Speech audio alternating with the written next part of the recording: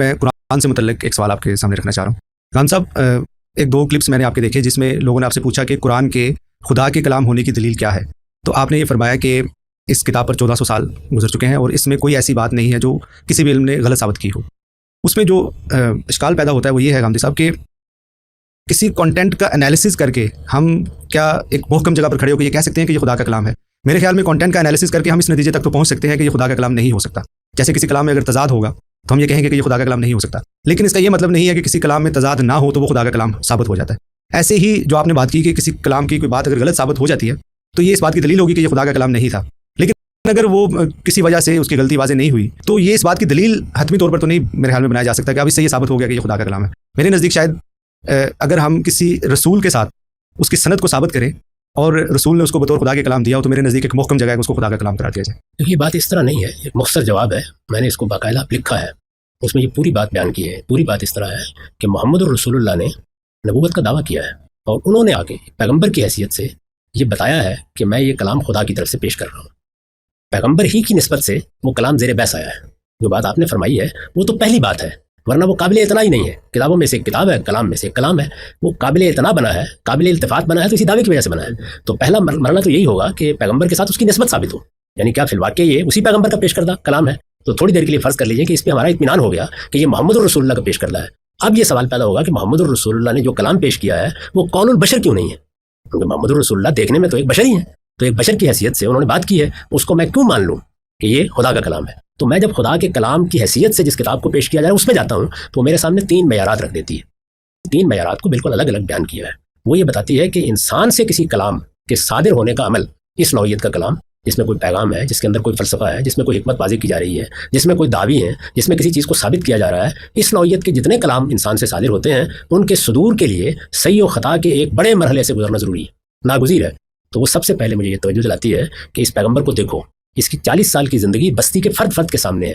تمہیں نہ یہ کہیں مشق کرتا نظر آئے گا، نہ اس طرح کی باتیں کرتا نظر آئے گا، نہ اس طرح کے کسی کلام کی تیاری کرتا نظر آئے گا، نہ صحیح و خطا کا عمل فکر میں کہیں نظر آئے گا. یہ ایک بالکل عام آدمی کی زندگی بسر کرتے ہوئے جیسے موسیٰ علیہ السلام ایک صحرا میں کھڑے ہیں اور یک بیک ان کو پکڑ لیا گیا ہے کہ جائیے اب آپ یہ کلام پیش کیجیے. بالکل اسی طرح ایک دن باہر نکلا اور اس نے کہا کہ مجھے پیغمبر منتخب کر لیا گیا ہے، میں آج یہ کلام پیش کر رہا ہوں. یہ انسان کے لیے ممکن ہی نہیں ہے. انسانی تاریخ میں اس کی کوئی مثال پیش نہیں کی جا سکتی. بڑے سے بڑا شاعر، ادیب، عام آدمی کوئی بھی ہو، وہ صحیح و خطا کے مراحل سے گزرتا ہے، وہ سیکھتا ہے، وہ سمجھتا ہے، تراشیدم پرستیدم شکستم، پھر جا کے اس کی شخصیت کی تعمیر ہوتی ہے، اس کے فکر کی تعمیر ہوتی ہے، اس کے اسلوب کی تعمیر ہوتی ہے. اس کی ساری تاریخ ہم جانتے ہیں، ہم غالب کی جانتے ہیں، ہم شیکسپیئر کی جانتے ہیں، ہم فردوسی کی جانتے ہیں، ہم آئنسٹائن کی جانتے ہیں، ہم نیوٹن کی جانتے ہیں. وہ کیا مانتے تھے؟ انہوں نے شعور کی عمر کو پہنچنے کے بعد کیا تعلیم پائی؟ وہ اس وقت کیا کہتے تھے؟ ان کا سائنس کی طرف رجحان کیسے ہوا؟ ادب کی طرف کیسے ہوا؟ کس طرح کی شاعری کرتے تھے؟ پہلے کیا تھے؟ بعد میں کیا تھے؟ تو ایک پوری تاریخ کے بعد پھر دیوان غالب سامنے آتا ہے. تو قرآن مجید یہ کہتا ہے کہ اس کے پیچھے ایک لمحے کے لیے بھی تم اس طرح کی کوئی چیز نہ دریافت کر سکتے ہو نہ پا سکتے ہو.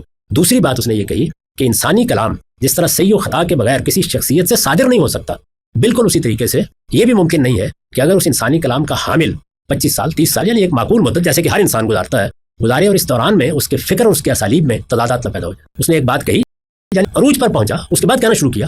جب اس نے کہنا شروع کیا تو اس میں بھی پھر وہی صحیح و خطا نمودار ہونے شروع ہو گئے. تو قرآن مجید یہ کہتا ہے کہ لو کان من عند غیر اللہ لوجدوا فیہ اختلافا کثیرا. اسی طرح تیسری بات وہ ہے جس کو میں نے اس موقع پر بیان کیا ہے کہ کسی کلام، انسانی کلام کی عمر 100-250 سال سے زیادہ نہیں ہو سکتی. یعنی اس کے بعد یہ بالکل واضح ہو جاتا ہے، یہ نہیں کہ اس کی بنیادی روح ختم ہو جاتی ہے. ہم آج بھی ارسطو کی منطق پڑھتے ہیں، لیکن یہ کہ اس جیسے ہی وہ سامنے آتا ہے تو اب غلطیاں سامنے آنے لگ جاتی ہیں. یعنی وہی صحیح و خطا کا عمل آج بھی وہ صحیح کی حد تک موجود، لیکن خطا، اگر خطا پہلے تھی تو وہ بھی ریکارڈ پر آ گئی، اگر درمیان میں تھی تو وہ بھی سامنے آ گئی، اور اب تو ہمارے پاس ہر لحظے یہ موقع ہے. 1500 سال ہو گئے ہیں کہ ہم دیکھیں کہ آخر یہ کیا وجہ ہے کہ انسان کے کلام میں تو یہ نہیں ہوتا نہیں کیا ہو جاتا ہے، بالکل صحیح بات بیان کر رہا ہے، مثال دیتے ہوئے اس نے کوئی واقعہ بیان کیا، تاریخ غلط ہو گئی، آدمی غلط ہو گیا.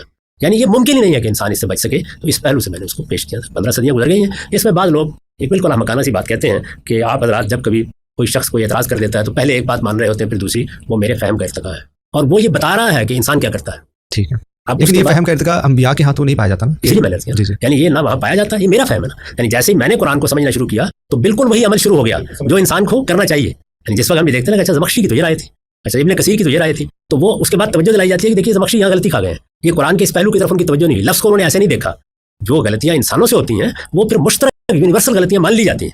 یہ تو ممکن ہی نہیں ہے بھائی اگر مثال کے طور پر کسی نے یہ بیان کر دیا ہے کہ حضرت موسیٰ کی ملاقات مریم علیہ السلام سے ہوئی تھی تو یہ تو ایک واقعاتی غلطی ہے، اس کے بارے میں دو رائے نہیں ہو سکتی، لیکن جتنی قرآن مجید کے سمجھنے کے معاملے میں اختلافات ہیں ان میں بالکل وہی انسانی عمل پھر شروع ہو جاتا ہے۔ انسان یہ بتا رہا ہے کہ کوئی ایسا زمخشری پیدا نہیں ہو سکتا اور کوئی ابن کثیر جو قرآن کے سمجھنے میں بھی آخری بات کہہ دے، تو انسانی علم کی اس نوعیت کو سامنے رکھ کر قرآن نے اپنی انفرادیت ثابت کی۔